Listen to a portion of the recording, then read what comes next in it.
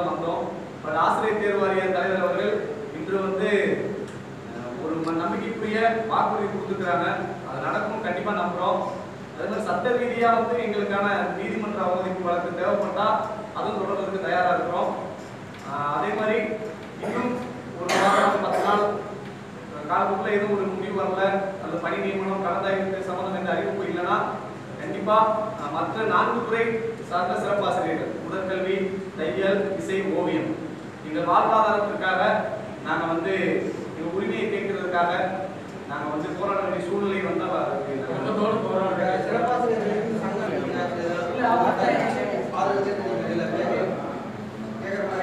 பலமுறை போராட்டம் வைக்கும் போது என்னுடைய கோரிக்கையை வச்சிருக்காங்க சிறப்பாசிரியர்கள்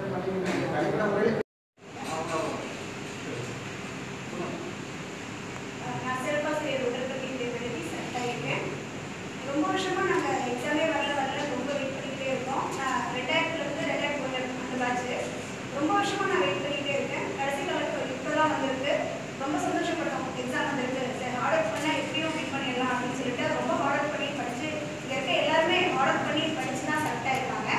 ஆனா இந்த நோட்டிஃபிகேஷன் பார்த்தீங்கன்னா 2012 இருந்து 2016 கூடிய நோட்டிஃபிகேஷன் தான். அதுக்குரிய வேகன்ட் தான் ஆக்சுவலா.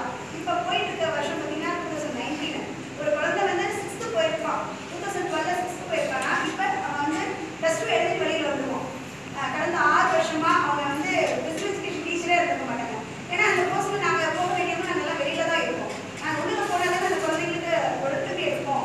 நாங்கள் எல்லாருமே வெளியிலே இருப்போம். அப்போ அவ்வளோ வேகண்ட் அந்த குழந்தை வந்து பள்ளி பருவத்தில் விளையாட்டே கலந்துக்க முடியாது. ஸோ இந்த அளவுக்கு குழந்தைகளும் பாதிக்கப்படுறாங்க. அரசாங்கம் பார்த்து எங்களுக்கு நல்ல வேலை கொடுத்துனா நாங்களும் குடும்பத்தோடு நல்லா இருப்போம். நன்றி. சிறப்பாசிரியர்கள் உடற்கல்வி, தையல், இசை, ஓவியம் 4 துறை சார்ந்த நண்பர்கள் 1080 பேர், அதாவது முழு தகுதியோட தேர்வு செய்யப்பட்ட பட்டியலில் வந்து இடம்பெற்றிருக்கிறோம். நாங்கள் வந்து இதுவரைக்கும் மாண்புமிகு பள்ளிக்கல்வித்துறை அமைச்சர் ஐயாவை ஒரு 50க்கும் மேற்பட்ட முறையில் ஒன்றிணைந்து சந்திச்சிருக்கிறோம். எங்கள் கோரிக்கைகளை அதே மாதிரி ஆசிரியர் தேர்வு வாரியத்துக்கும் பள்ளிக்கல்வித்துறைக்கும் பல முறை வந்து கடிதங்கள் மூலமாகவும் நேரடிகள் மூலமாக எடுத்து சொல்லியிருக்கிறோம். பட் அதே மாதிரி ஒரு சில வழக்குகள் தடை இருந்ததுனால எங்களுக்கு காலதாமதம்னு சொன்னாங்க. ஸோ அதை வந்து நாங்கள் இந்த வழக்கில் லிஸ்ட்டில் செலக்ட் ஆன 432 நண்பர்கள் நாங்களே நேரடியாக நாங்கள் வழக்குகளை இணைந்து எங்கள் தரப்பு நியாயத்தை எடுத்து சொல்லி இப்போ வந்து ஆர்டரும் வாங்கியிருக்கோம் கடந்த மாதம் 12ஆம் தேதி. ஸோ அவங்க கொடுத்த காலக்கெடுவும் முடிச்சு இன்னும் பள்ளி நியமனம் கிடைக்கல. நாங்கள் இதுக்கப்புறம் கண்டிப்பாக வந்து இன்னும் என்னன்னா இந்த மாதிரி சிறப்பாசிரியர் இருக்கிறாங்க, இவ்வளோ கஷ்டப்படுறாங்கன்றது யாருக்கும் வெளி உலகத்துக்கு தெரியல.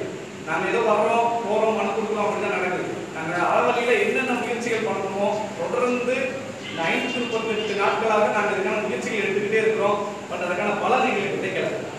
கண்டிப்பாக விரைவில் வந்து கலந்தாய்வு மற்றும் பணி நியமனம் நடக்கும்னு நம்புகிறோம்.